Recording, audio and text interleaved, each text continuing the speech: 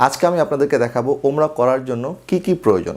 ঘর থেকে বের হওয়া থেকে শুরু করে ওমরা শেষ করা পর্যন্ত প্রতিটি পদক্ষেপ আমরা কি করব সেই বিষয়গুলি বিস্তারিত আপনাদের সামনে তুলে ধরার চেষ্টা করব ইনশাআল্লাহ তাআলা আযজা ওয়া জাল। আল্লাহ সুবহানাহু ওয়া তাআলা ইরশাদ করেছেন, ওয়া আতিমুল হজ্জ ওয়াল উমরাতা লিল্লাহ, তোমরা আল্লাহর সন্তুষ্টির জন্য হজ এবং ওমরা করো। আমাদের দেশ থেকে প্রতি বছর হাজার হাজার লাখ লাখ মুসলমান ওমরা করার উদ্দেশ্যে পবিত্র মক্কাতুল মুকাররমে পাড়ি জমান। প্রথমে আমাদের প্রস্তুতি শুরু হয়ে যায় ঘর থেকে। যখন আমরা টিকিট কনফার্ম করে ফেলি, ভিসা কনফার্ম করে ফেলি, তখন আমরা আমাদের লাগেজ গোছানো নিয়ে আমরা প্রথমে চিন্তিত হয়ে পড়ি। আপনি যে কোনো জায়গায় 10 দিন 15 দিনের সফরের জন্য যা যা আপনি সামান নেন, আপনি ঠিক ওমরার জন্য সেই সামান আপনি সংগ্রহ করবেন। তবে ওমরা করার জন্য বিশেষ আরও একটি প্রয়োজনীয়তা, সেটি হচ্ছে এহরাম। আমাদেরকে অবশ্যই এহরাম সংগ্রহ করতে হবে। লাগেজ গুছানোর আগে আমাদেরকে আগে একটু জানতে হবে যে আমরা আমাদের ফ্লাইটে আমরা কত কেজি পরিমাণ মালামাল বহন করতে পারি। এক এক এয়ারলাইন্সের এক এক নিয়ম, আপনি নিয়মটি জেনে নেবেন। এর অতিরিক্ত কোনো মালামাল যদি আপনি নিয়ে এয়ারপোর্টে পৌঁছেন, তাহলে সেখানে হয়তো আপনি ভোগান্তির শিকার হতে পারেন। লাগেজ সংগ্রহ করার ক্ষেত্রে আমি আপনাদেরকে অনুরোধ করবো, আপনার কৃপণতা করবেন না, কারণ লাগেজ আপনার এই সফরের ক্লান্তিকে আরও বাড়িয়েও দিতে পারে। যখন হাতে করে ব্যাগ বহন করতে হয়, তখন এই দীর্ঘ সফরে কিন্তু উনি ক্লান্ত হয়ে পড়েন। সেই জন্য আমি আপনাদেরকে পরামর্শ দেবো, এই 4 চাকা বিশিষ্ট এই লাগেজগুলি আপনারা সংগ্রহ করার চেষ্টা করবেন। আমি যখন হাঁটছি খুব নির্বিঘ্নে কিন্তু আমি আমার লাগেজটি বহন করতে পারতেছি। আমাকে কোনো প্রেশার দিতে হচ্ছে না বা আমাকে আলগানোর কোনো প্রয়োজন দেখা দিচ্ছে না। আবার অনেক সময় 2 চাকার লাগেজ যখন হয়, তখন এরকম হয় যে এইভাবে আমাদেরকে বহন করতে হয়, এইভাবে আমরা আমাদের লাগেজগুলিকে টেনে টেনে নিয়ে যেতে হয়। তো এই টেনে নেওয়াতেও কিন্তু অনেকটা কষ্ট হয়ে যায়। লাগেজ আপনি কি কি মালামাল নেবেন? আপনার এহরামের কাপড়টি নেবেন, পোশাক আশাক সেগুলি নেবেন, ওষুধপত্র নেবেন, এবং চাইলে আপনি আপনার খাবারের প্লেট নিতে পারেন, আপনি একটি গ্লাস নিতে পারেন। যদিও বিছনা চাদর হোটেলে থাকে, তারপর আপনি চাইলে আপনি এক্সট্রা আপনার সাথে নিতে পারেন। মা বোনরা পর্যাপ্ত পরিমাণ হিজাব আপনার সাথে করে নিয়ে যাবেন। 2 ফিতা বিশিষ্ট পন্সের স্যান্ডেল আপনার সাথে করে নেবেন, টুথপেস্ট নেবেন, ব্রাশ নেবেন। এবার কথা বলবো এহরামের নিয়ম কানুন সম্পর্কে। যারা বাংলাদেশ থেকে যাবেন, তারা চাইলে ঘর থেকে অথবা এয়ারপোর্টে অথবা বিমানের মধ্যেও আপনি মিকাত অতিক্রম করার পূর্বে আপনি আপনার এহরামটি বাঁধতে পারেন। পুরুষদের এহরাম হচ্ছে সেলাইবিহীন 2টি কাপড়, একটি হচ্ছে লুঙ্গির মতো, আরেকটি হচ্ছে চাদরের মতো। আর নারীরা তাদের সাধারণ পোশাক তারা পরবেন। আমি পরামর্শ দেবো আপনাদেরকে, আপনারা 2 সেট এহরামের কাপড় সাথে নিয়ে যাবেন। যদি আপনি চাইলে একই এহরাম বারবার ধুয়ে আপনি পরিষ্কার করে আবার দ্বিতীয়বার পরতে পারেন, তাতে কোনো অসুবিধা নেই। কিভাবে আমরা এহরাম পরিধান করব? এহরামের একটি অংশ দিয়ে আপনাকে লুঙ্গির মতো পরতে হবে, আরেকটি অংশ আপনি শরীরে চাদরের মতো ব্যবহার করবেন। প্রথমে আপনি আপনার এহরামটি খুলে নিন। খোলার পরে নিচের অংশটি আপনি এইভাবে দোনো পাশ থেকে সমান সমান করে সামনে টেনে নেবেন, কিছুটা উপর দিকে টান দিয়ে রাখবেন।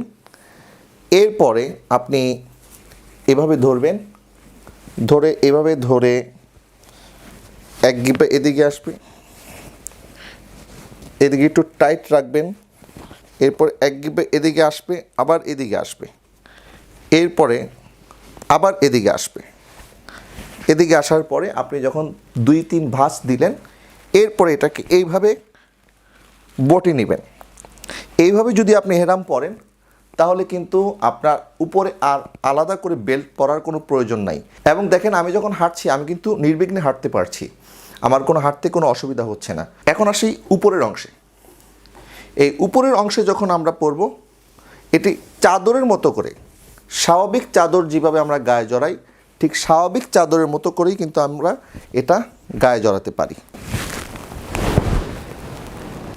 আপনার এহরাম পরা সম্পূর্ণ হয়ে গেল। এহরাম পরা অবস্থায় আমাদের মাথা কিন্তু খালি থাকতে হবে, মাথা ঢেকে রাখা যাবে না, এবং নারীরা তাদের মুখমণ্ডল খোলা রাখতে হবে, মুখমণ্ডল ঢেকে রাখা যাবে না। যাদের এহরামের এই নিচের অংশটি পরতে শক্ত মনে হয় না, তারা চাইলে এই ধরনের একটি বেল্ট এটার উপরে পরতে পারেন। এই বেল্ট পরার আরও একটি সুবিধা হচ্ছে, এটার মধ্যে আপনি আপনার পাসপোর্ট, রিয়াল অথবা প্রয়োজনীয় কাগজপত্র আপনার রাখতে পারেন। এহরাম পরার পরে আমরা 2 রাকাত নামাজ আদায় করব, এবং কোনো ধরনের সুগন্ধি কিন্তু ব্যবহার করা যাবে না। এহরাম পরিধানের পরে আমরা সকলে এই তালবিয়া পাঠ করা শুরু করব। লাব্বাইক আল্লাহুম্মা লাব্বাইক, লাব্বাইক লা শারীকা লাক লাব্বাইক, ইন্নাল হামদা ওয়ান নি'মাতা লাকা ওয়াল মুলক লা শারীকা লাক। এহরাম পরা অবস্থায় আমরা সমস্ত প্রকার অনর্থক কথাবার্তা থেকে, গল্পগুজব থেকে, হাসি ঠাট্টা তামাশা থেকে, অহেতুক কাজ থেকে আমরা আমাদেরকে বিরত রাখবো। পবিত্র মক্কাতুল মুকাররমায় যখন আমরা প্রবেশ করব, তখন আল্লাহর কাছে দোয়া করবো, আল্লাহ যেন বারবার আমাদেরকে এই পথের মুসাফির বানায়। পবিত্র মসজিদে হারামে যখন আমরা প্রবেশ করব, তখন আমরা এই দোয়া পাঠ করব। বিসমিল্লাহি আল্লাহুম্মা সাল্লি আলা মুহাম্মদ, আল্লাহুম্মা গফিরলি ওয়াফতাহলি আবওয়াবা রাহমাতিক। মসজিদ হারামে প্রবেশ করার পরে আমরা উমরা যখন শুরু করব, আমাদের উমরা শুরু করতে হবে তাওয়াফের মাধ্যমে। আর তাওয়াফ শুরু করতে হবে পবিত্র খানায়ে কাবার যেই পাশে হাজরে আসওয়াদ আছে, এই হাজরে আসওয়াদ থেকে আমাদেরকে তাওয়াফ শুরু করতে হবে। একবার হাজরে আসওয়াদ থেকে আমরা যখন তাওয়াফ শুরু করব, এক চক্কর দিয়ে যখন আমরা আবার হাজরে আসওয়াদের কাছে পৌঁছবো, এইভাবে 7 বার চক্কর দেওয়ার পরে আমাদের তাওয়াফ সম্পূর্ণ হবে।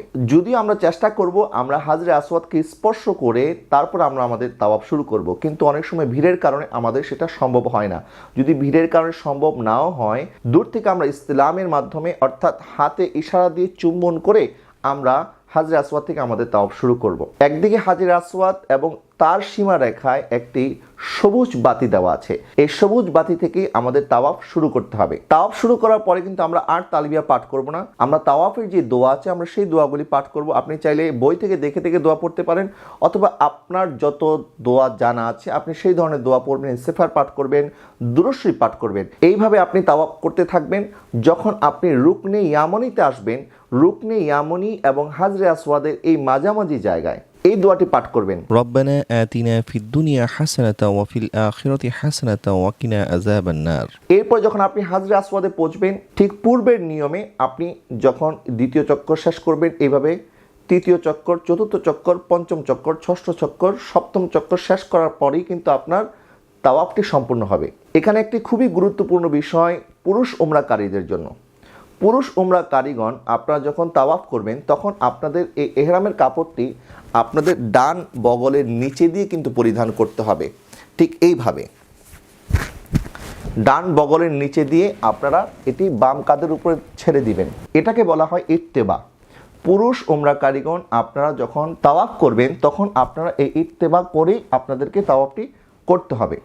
এবং প্রথম 3 চক্করে আপনারা রমল করবেন। রমল বলা হয় এইভাবে কাঁধকে হেলিয়ে দুলিয়ে চলতে হবে। একজন বীর পুরুষ যেভাবে হেলে দুলে চলে, ঠিক এইভাবে আপনাকে হেলে দুলে প্রথম 3 চক্কর হেলে দুলে চলতে হবে। এটাকে বলা হয় রমল। কিন্তু যারা নারী আছেন তারা কিন্তু রমল করার কোনো প্রয়োজন নাই। আবার অনেক সময় অনেকে ভুল করে থাকেন যে যখন আপনারা ইত্তেবা শুরু করলেন, অনেকে গোটা উমরার মধ্যে কিন্তু এরকম ইত্তেবা করে থাকেন, অর্থাৎ এই ডান কাঁধ খালি রাখেন। নিয়মটি হচ্ছে শুধুমাত্র তাওয়াফের ক্ষেত্রে আপনি ইত্তেবা করবেন। যখন আপনার তাওয়াফ সম্পূর্ণ হয়ে যাবে, তখন আর আপনার এই ইত্তেবা করার প্রয়োজন নেই। তখন কিন্তু আপনি আপনার এই ডান কাঁধটি ঢেকে রাখতে পারেন। এইভাবে আপনি তখন আবার ইহরাম পরিধান করবেন। খানায়ে কাবার দরজা এবং হাজরে আসওয়াদের মধ্যবর্তী জায়গাকে বলা হয় মুলতাজিম। যখন আপনি 7 চক্করের মাধ্যমে আপনার তাওয়াফটি সম্পূর্ণ করবেন, তখন মুলতাজিমের সামনে দাঁড়িয়ে আপনি দোয়া করবেন। তাওয়াফ শেষ করার পরে 2 রাকাত বিশিষ্ট ওয়াজিব নামাজ আমাদেরকে আদায় করতে হবে, যাকে বলা হয় তাওয়াফে জিয়ারত। মাকাম ইব্রাহিমকে সামনে রেখে এই 2 রাকাত নামাজ পড়তে হয়। যখন তাওয়াফ সম্পূর্ণ হয়ে গেল এবং তাওয়াফে জিয়ারতের 2 রাকাত ওয়াজিব নামাজ আমরা সম্পূর্ণ করলাম, তখন আমরা সাফা পাহাড়ের দিকে রওনা করব। সাফা পাহাড়ে যাওয়ার আগে আমরা জমজমের পানি পান করব।